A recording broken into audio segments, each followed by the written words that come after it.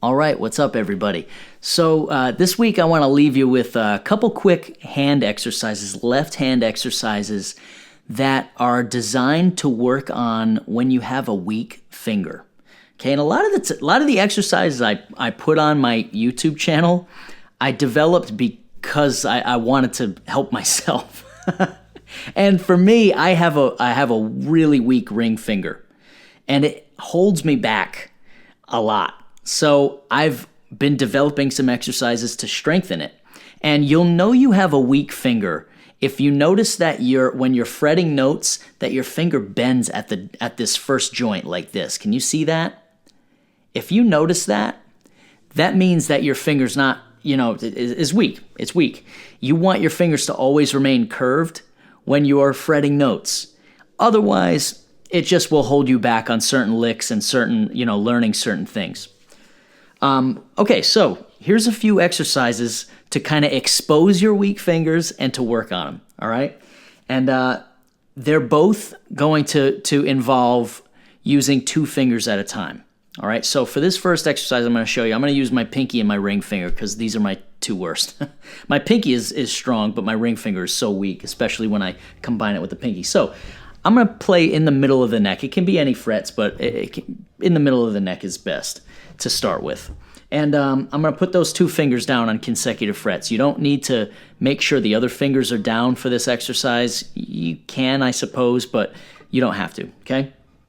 So here's going to be the pattern, all right? You're going to play to start, okay? So my pinky, then my ring finger, okay, on the G string.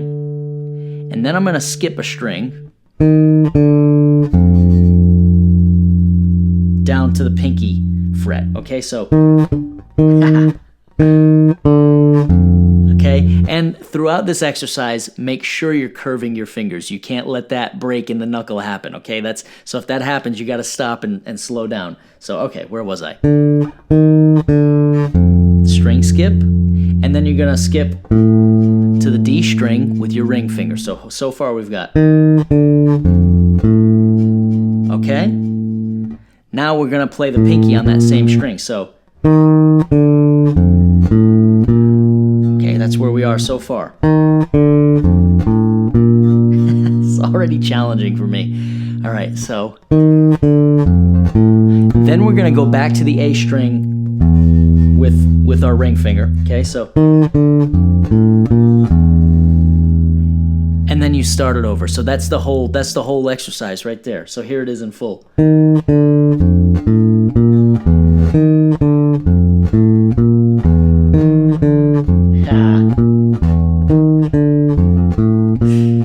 Whew, okay.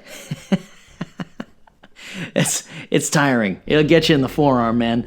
And it will super expose your weak finger, like so bad.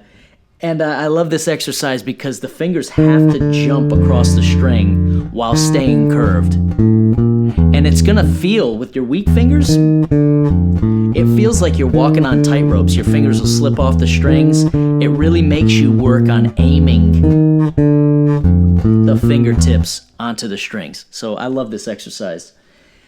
The second exercise is going to be really, really similar, but it's going to sound better, okay? This one is going to use, so again, that last exercise, any two fingers. So I could have done my ring finger and middle finger. You can start it with your index and your middle, whatever you want to do, okay? This next one is going to skip a finger. So either your ring and your middle, or your middle and your pinky. I'm going to start with my middle and my pinky because this is another combination that I really need to work on, is middle finger to pinky finger, okay? So I'm going to go to the same starting fret. I think I started on the 8th fret on the G string, okay?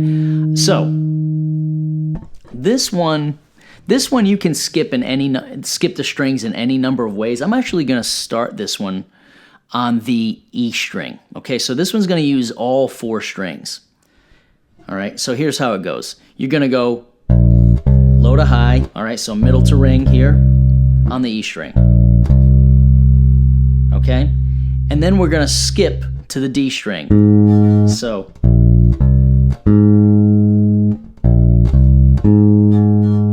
okay? Then we're going to play down to the A string. So here's the first 4 notes. Okay, can I get in the pattern here. Okay, then down on the same string to the 2. Okay, so we've got 2, 4, then skip to the D, and then 4, 2 on the A string. Okay? Now the next half of it is going to skip up to the G string with the pinky. Okay, so okay, and then you're going to finish with that. So all right, so here it is in full.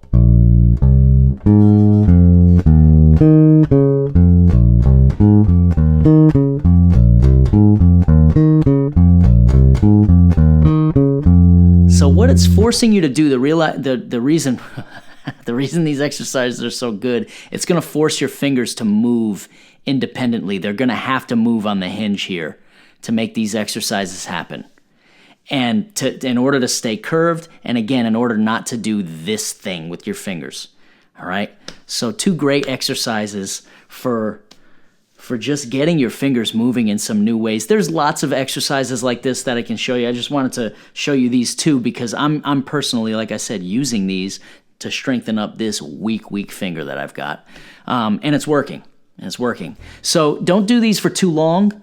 You could actually injure your forearm doing these for too long. Okay, it should feel like a healthy burn, just like a muscle, just like a weightlifting exercise or a cardio exercise. You should get a healthy muscle burn. But if you're feeling pain in the wrist, go ahead and take a break on it. Okay. I've had a few wrist injuries playing bass, and they're not pleasant. They're just not pleasant. So if you're getting a burn in here, beautiful. If you're getting a burn in here, then we need to assess why that's happening, okay? But anyway, all right, yeah. Go ahead, try those out, and let me know how they work. All right, take care, guys.